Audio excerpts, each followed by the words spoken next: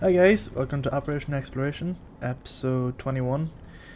So, in the last episode we just finished up discussing how this here works. The new pod is going up onto the moon. Now, I know it was supposed to be called a Portacabin, but I couldn't get it all written along there. At least I don't think so. P-O-R-T... yeah, I couldn't get Portacabin written on there, so it's just going to be called pod. So I suppose like Portacabin something, I don't know, like some sort of like abbreviation for Portacabin, but yeah, so that's what it's going to be called at the moment. It's just pod. And in this episode we're going to test a few of these here by dropping them. Now before we begin, I must also mention that a few things were pointed out, that the antenna would have clipped the roof up there, and that has been moved, and I've forgotten where I've moved that to on it. I think it was moved to the back. You can see it there.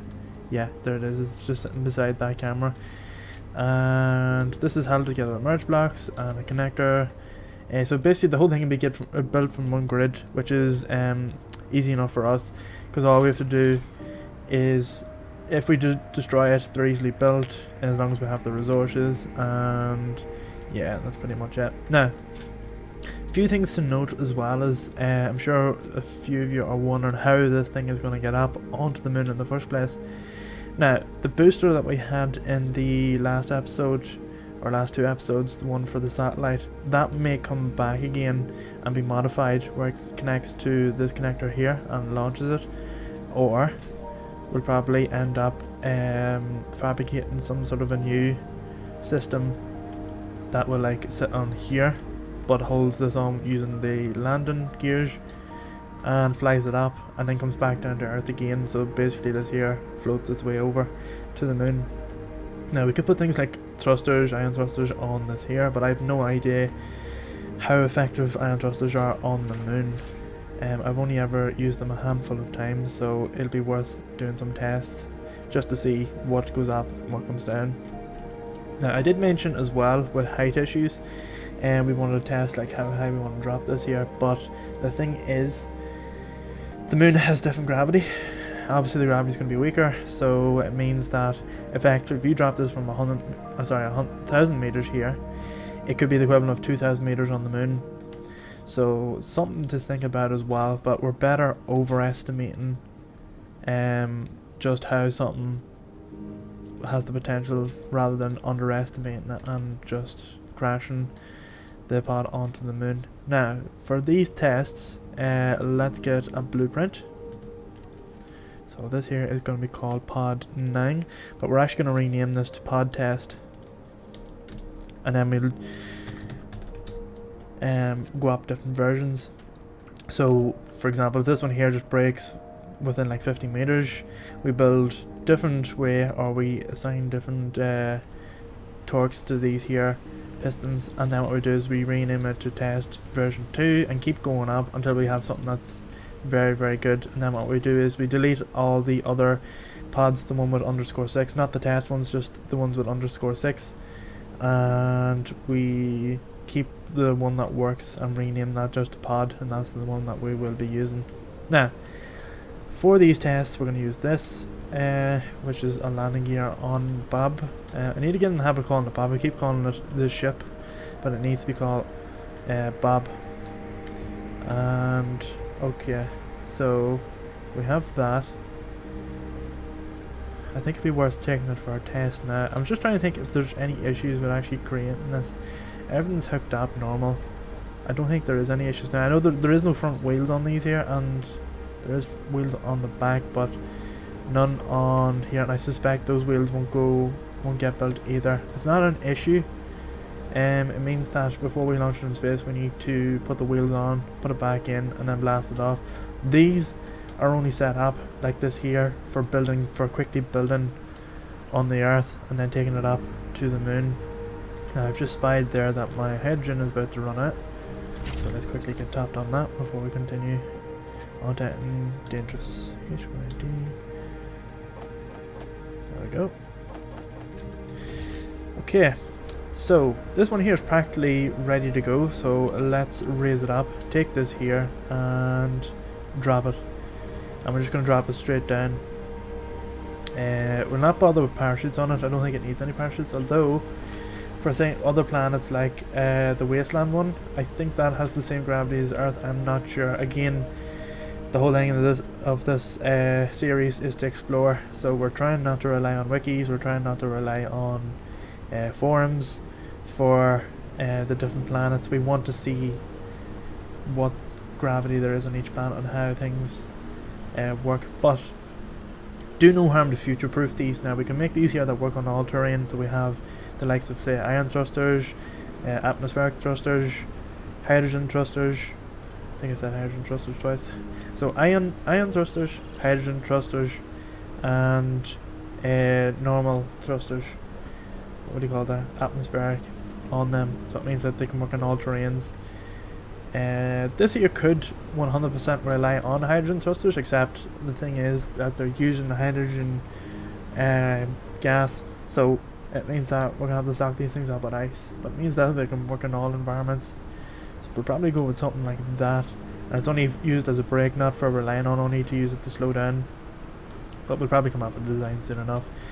So again, we're not settling on this design alone. Eventually would like to have some sort of like thrusters on these here that are built into it to work with slowing this here down or need to steer it. So let's get underway with testing. So before we continue, let's get this here raised up, and to do that we do it over here. There we go. Now that's ready to go. We're going to pick it up and we're going to drop it. So let's turn on this, back up, and shimmy. I don't want to be in the sandstorm, so we'll try and go up a bit.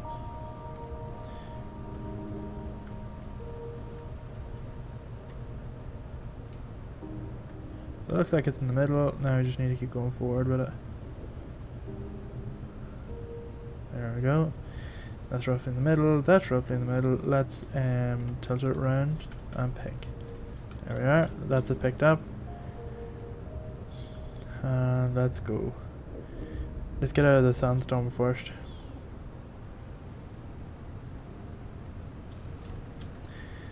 Now, we are currently 80 meters above the ground. Our first test is going to be 100 meters. Now, I know we did say 50 meters, but 50 meters is a bit too close to the ground. Although you have to remember that this is actually, let me see, how many meters is this above the ground right here? Not sure. So this here is probably about 900 meter, was that 920, but the other one is probably about 890 meters, because you have to remember that it's hanging down lower than this. So let's get somewhere where there's no enemies below us. Here looks like a good test, so let's slow down here. Just gonna tilt it up and then use the, there we go, and let's descend. So we're gonna descend down to 100 meters.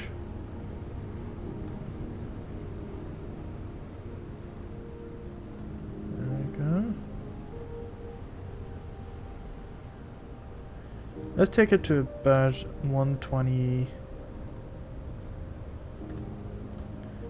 Say maybe about 1. Let's actually just see how far we are.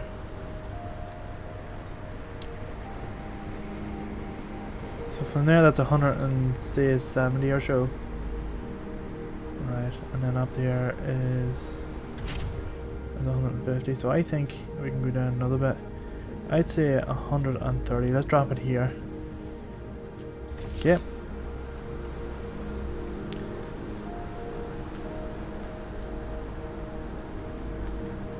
Now it is a wee bit angled, but we have to imagine that it won't be landing straight.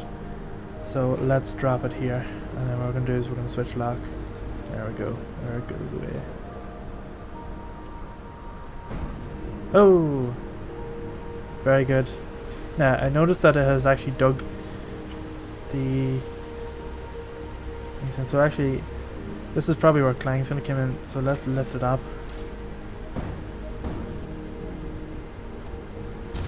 Yeah, kinda knew that was gonna happen. There's the other one. That one's come up, but that one there is still stuck in the ground. So I'm now wondering what would happen if we replaced them with normal blocks. Let's see if we can get add a head. Oops, didn't mean to do that. Add piston head. Let's get the colour scheme back for this. Control shift. Oh, didn't even mean to do that. I've recolored the whole thing. Whoops. Control shift P is not great to use on that. But anyway, nothing to worry about. Let's get... Again, it's only for test, not for show. So let's get that one on, and let's get these two here. Oop. Let's raise the back. Now I know it's not built, but I don't think it really matters if they are or not. So let's get the raised up, and we'll delete that other block. So that's going up. There it is. And just see what happens now when we pick that up. Move it forward. Straighten it up. There it is. Up we go. So we're going to level off. Too far. We're going up 100 meters further than we need to be. Let's take it back down to 130. 7, 6, 5, 4, 3. There we go. Let's try it there. And let's see what it looks like when it lands on that switch lock. There we go.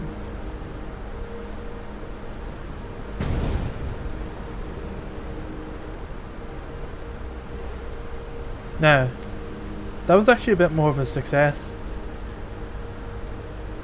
because they're not sticking into the ground.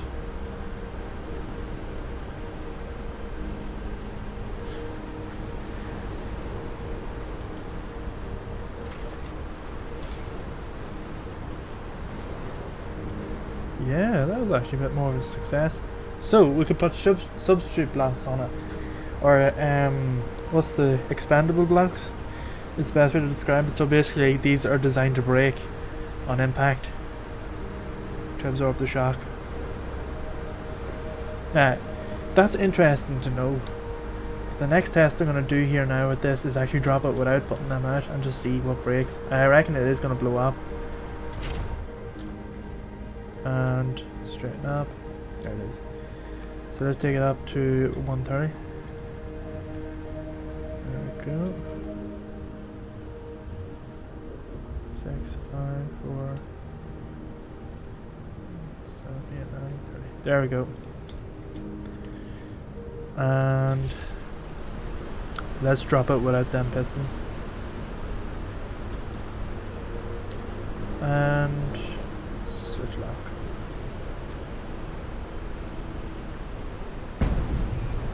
Oh!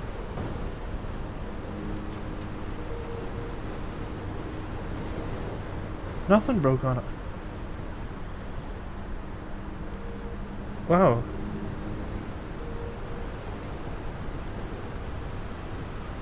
Everything's intact. Wow. Alright, let's bump it up a bit. Let's take that up to 500 meters. So 530. We're going up another 400 feet. There it is. Pick it up. Now we're going up to 530 meters.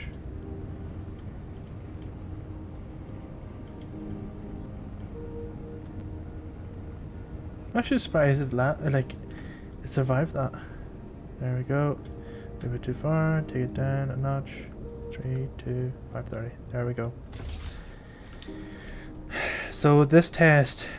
Actually, let's try this test with those things out and blocks added on. So we need to add a piston head. Actually, we probably better doing that from here. Okay. Second test. This is at, let me just double check, it was actually 530. 531. Let's take it down. There we go. Now, let's see what it's like at this height. 3, 2, 1, drop.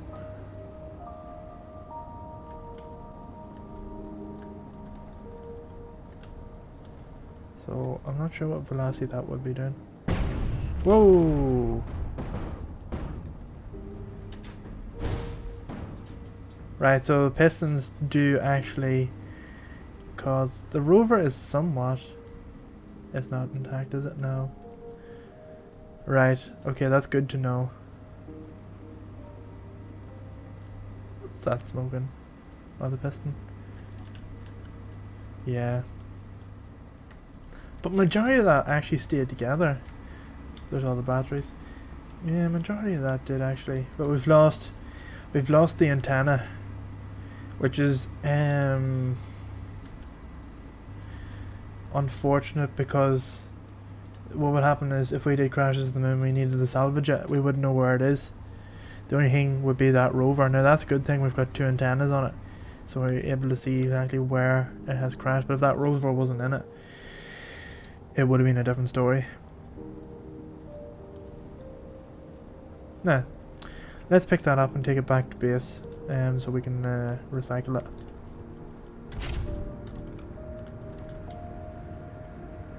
And let's take this and drop it here just off to the side.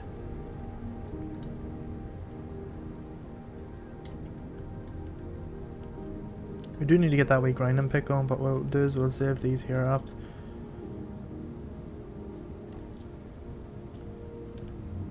And drop it here. Now it's alright damaged enough as it is, we don't want to damage anything more. We want to salvage as much stuff from this as possible.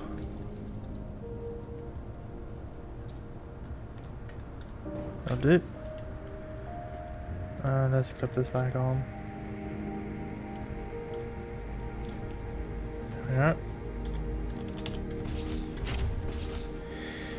Right, so that's good to know about that. Let's take another look. Yeah, like majority has stayed intact. Like that would be good. If we crashed one of those and we put up another one, we could use the parts in this here to sort of repair the other one if it was slightly damaged in any way, say by like enemies. Which is actually another thing as well, there is no defense systems on these. That's something to note as well. There's nothing to defend against. Yeah. Need to grind that up. So just leave it there for now. There is batteries on it, so it won't despawn. The next thing we can do is, I suppose, is build another one. Or actually, I think that test would be enough. Actually, do you know what? That test was probably enough. As long as we're not mad distance, it's not like as if we're going to be dropping this from like the sort of, not atmosphere, but the where the gravity starts for the moon. We're just gonna, we are gonna take it up slowly, and then just drop it from a tiny height. Like we won't be dropping it from 130 meters. Chances are we're gonna be dropping it like from this here height off the ground. But it's just nice to see what its limit is, and that's the limit there. Right. I think that has passed the test. So I think we are good to go and build another one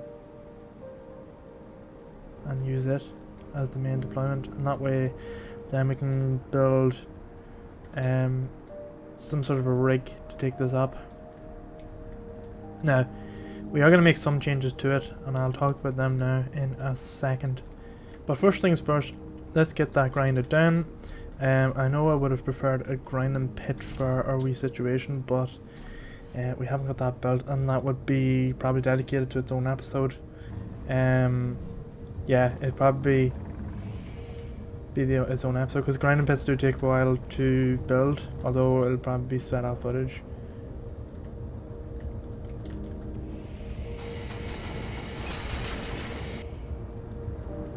There we go, that's it. Grind it up.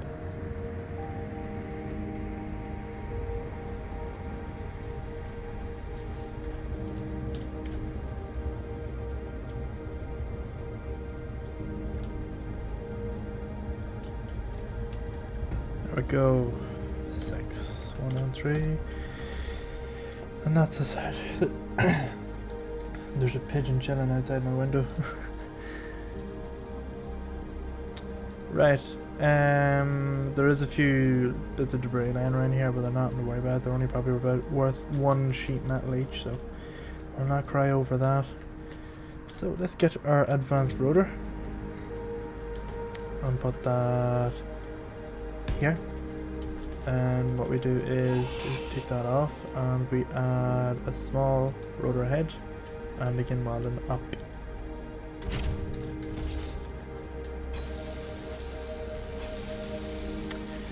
Then what we do is we get our... I thought I heard Gatling gun going off there.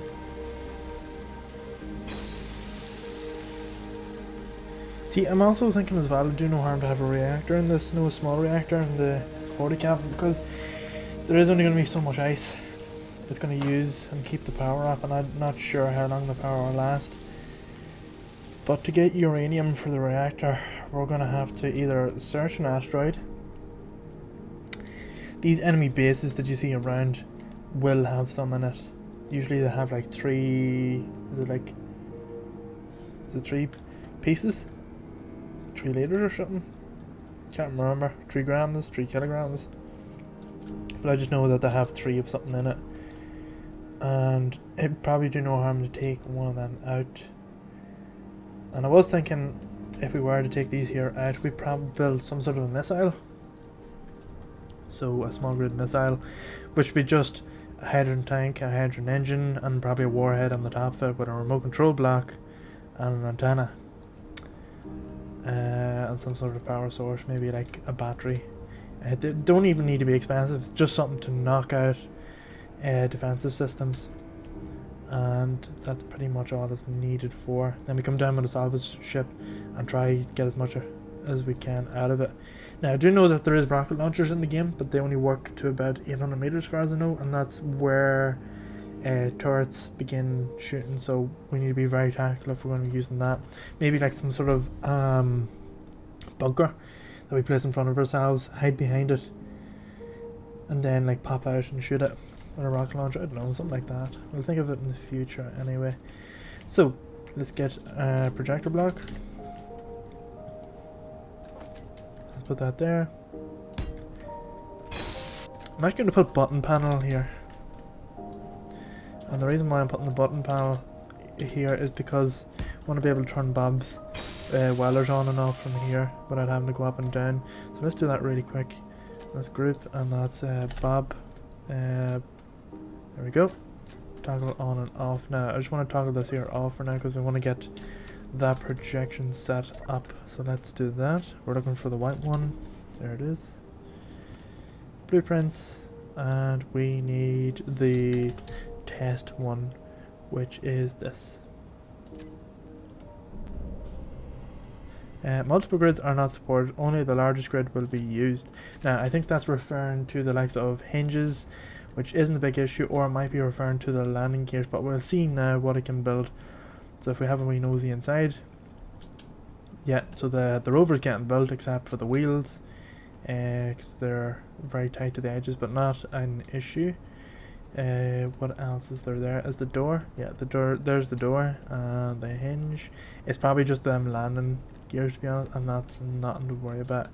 So that will raise it up and turn it around. There it'll do. And do you know something? It will actually be okay to build there. So what we're going to do is we're going to create some temporary blocks here, and these are going to be red.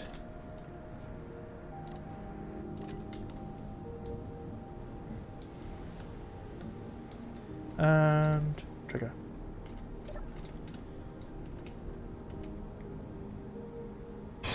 There we go.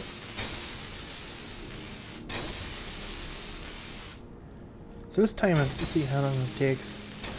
So it's now, on my clock, 22 minutes past 1.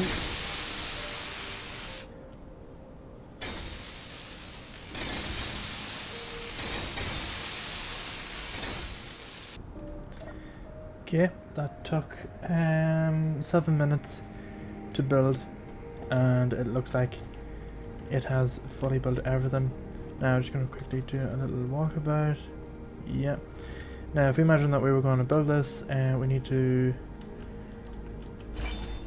put that hinge part on. So let me see how easy that is. Maybe we need to adjust something here in the future. So is that hinge part? I suspect, yeah, because that's so let's unmerge the merge block and see if it actually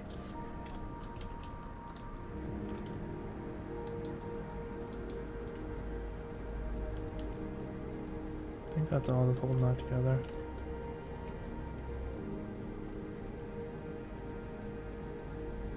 See what we can do now. No. I have no idea what's actually keeping that up.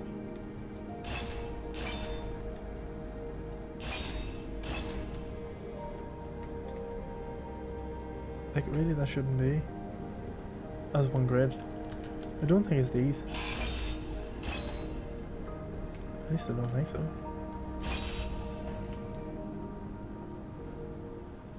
So, what is?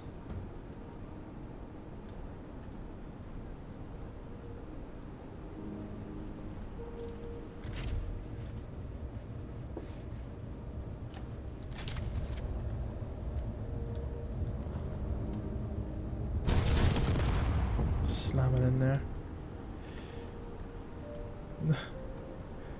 I don't know, there's something in there that's keeping that as one grid and I have no idea what it is. I've destroyed part of this ship and while doing it.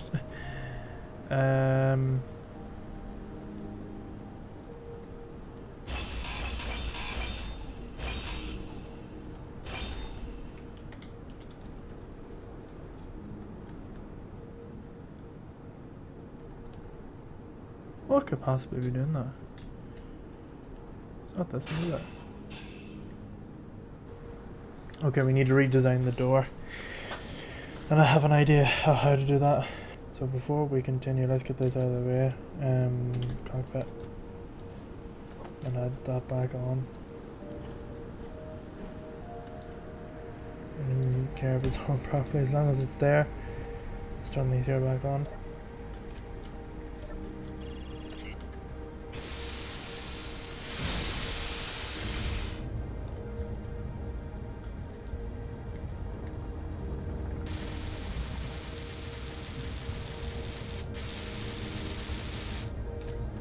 And we need the camera for reversion.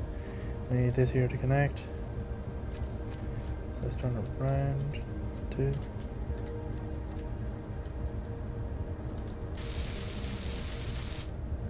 And we can fix it later on. I'll just leave the engines on, they're okay. They're not doing any damage. Right, so the idea I'm thinking of to replace this, let's see, let's get rid of this. This one. Let's get rid of this door. Inventory full. Now, the idea I'm thinking of is similar to the satellite where we have a piston built on top like this. Of course they're going to be red, so let's give it red so we know which ones to chop off. That is going to go here. And then we are going to have another block here, which is going to be 9, which will go here and here. A merge block. Oh. Let's see if we can get down.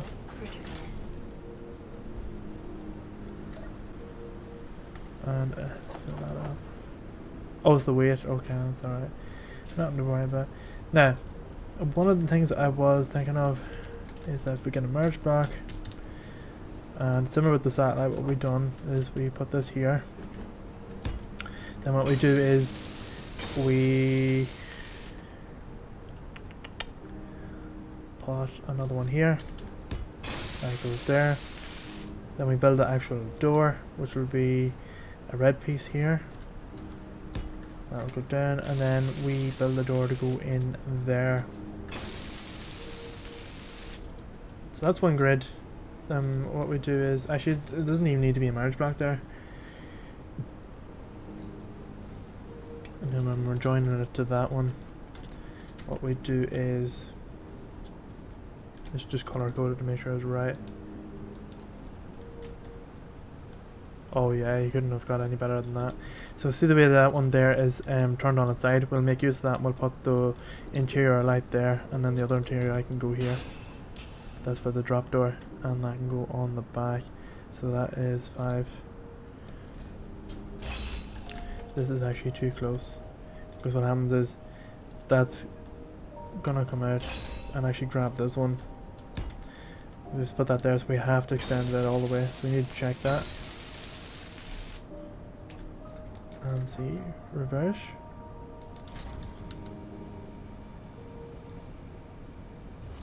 Yes, and that'll pull it back in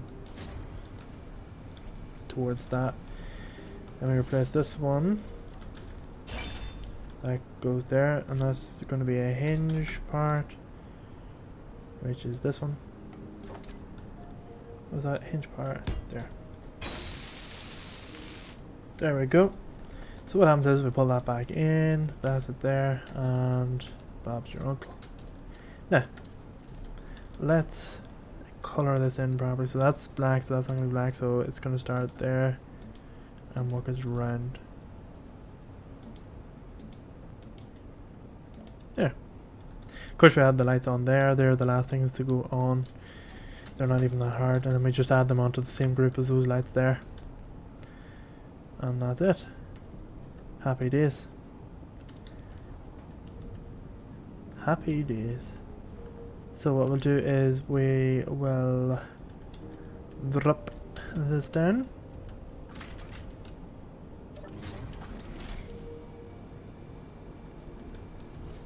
And let's drop it here.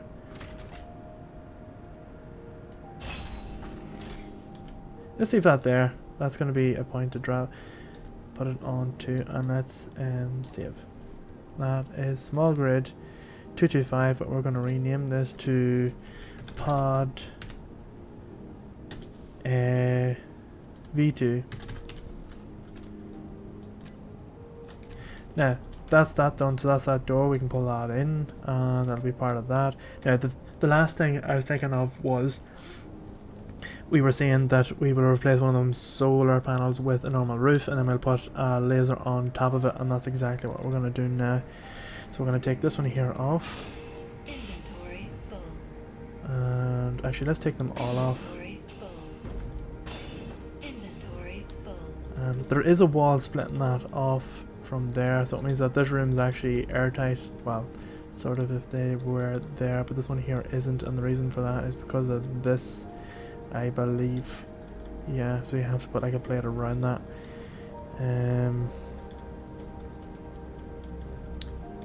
Yeah. Let's get the solar panel again. Put that on. Let's make it white. And do we want it at the front, or do we want it at the back? Let's put it at the front. It makes sense to put it there, just to make it look nicer. Oh, and turn around that way. That's going there. This one, it can go there. And then normal. Black's going across the roof. Oh, bit of lag. And then we need this here. There. There. There. And here. There we go. And that looks much better than it did there a second ago. It looks like it actually belongs there. That's going to connect with satellite. Yeah. Let's connect that window back in. So guys, that's pretty much it for this here episode. Next episode we might either begin launching this off towards the moon, or what we might do actually is target some of these here enemy bases for their uranium. So the reason for that is because we need like other forms of energy in these here bases. Now I know it does run on ice and it does run off solar panels, but uranium would be a nice sort of backup for a source of power, and just in case all them resources run out. I know it's not like a great sort of fix, but we do need uranium for weapons, and I think I might actually dedicate the uranium more for the weapons rather than this here. But it'd be interesting to see how much each of these here enemy bases have, and if they're no good amount of uranium, then we'll target more of them in the future.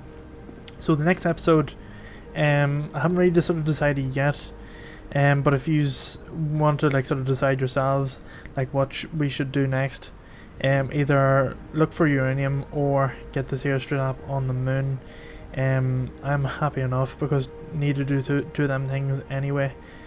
If we are getting uranium, there's two sort of ways we can do that. So I did mention earlier, we can either do that by targeting them enemy base, or we can go up and look for an asteroid with uranium on it. Now the thing is, I've never come across uranium on an asteroid before, so it could be many hours, although in the video it's going to be a matter of like a few minutes to a few seconds. The other thing as well is I have been asked by Mariasa about the satellite blueprint. So what I'm going to do is I'm going to put that up on the workshop now. Now the thing to note about the satellite, if you are going to be making it yourself in survival, is that the rotors that connect the first solar panel array to the actual satellite, what would you say, a machine, doesn't get built. The rest of it does. So the only thing you need to do is add, sorry, not the advanced rotor. The only thing you need, the advanced rotor is there. You need to add a hinge. That's right. You need to add a hinge onto the end of the advanced rotor and then connect the first solar panel array to the hinge. And then what you have to do is you have to just make sure you drop the speed of the hinge down to 1, or even leave it at 0, but drop it down to 1. Don't put it up as 10, or else you'll end up having like subgrid damage if you have that turned on. And then what happens is you set one side is set as +1 and the other side is set at -1. And then what you can do is you can the script should sort that out automatically, I think. Yeah, not the script, timer blocks I think will sort that out. But if you have issues, just look back on the satellite video and you'll be able to see yourself just how that goes together. So that's pretty much it for this here episode. Make sure to join the Discord channel that I have linked in the description, as you will receive updates in real time as opposed to comments on YouTube, because with YouTube comments I don't get notified until like 10-15 minutes after they're made, whereas Discord is more instant, and of course it's easier for back and forth chat, and sometimes I do be in the live channel, it depends, but if people want me to be in it, just send over a message and I'll join it just to see what people's suggestions are, and of course talk with me directly about the series. So that's pretty much it. Thanks again for watching, and I'll see you in episode 22.